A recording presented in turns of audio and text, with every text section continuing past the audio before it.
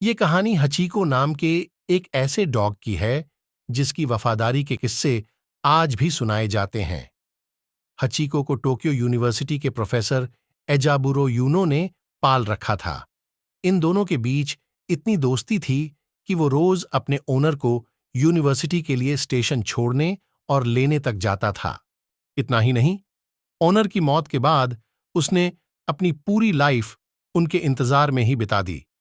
इसी वफादारी के चलते शिबुया ट्रेन स्टेशन पर उसका स्टैचू लगाया गया है। ये जापान के किसी नेशनल हीरो से कम नहीं है। कहानी कुछ ऐसी है।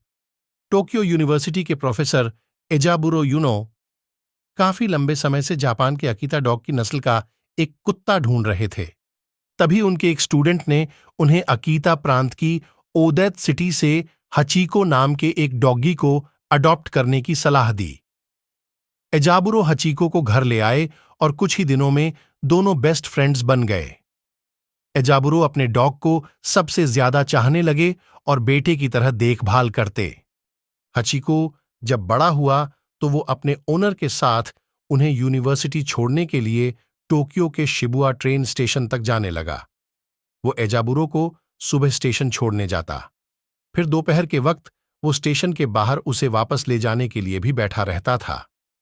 21 मई 1925 की तारीख थी। को रोज की तरह उस दिन भी अपने ओनर एजाबुरो के इंतजार में स्टेशन के बाहर बैठा रहा, लेकिन वो नहीं लौटे। एजाबुरो सेरेब्रल हैमरेज से जूझ रहे थे और यूनिवर्सिटी में काम के दौरान ही अचानक उनकी मौत हो गई। उस दिन हचीको को एजाबुरो का गार्डनर स्टेशन से वापस घर लेकर आया, पर इसके बाद भी उसका स्टेशन जाने का सिलसिला बंद नहीं हुआ।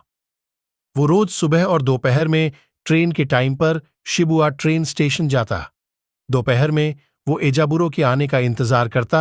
अपनी जिंदगी के बाकी 10 साल हचीको ने इसी तरह ऑनर की याद में गुजार दिए, लेकिन वो कभी नहीं लौटे। 8 मार्च 1935 में इसी स्टेशन के पास सड़क पर हचीको ने दुनिया को अलविदा कर दिया। टोक्यो के यूनो में नेशनल साइंस म्यूजियम में उसकी फोटोज लगाई गई हैं।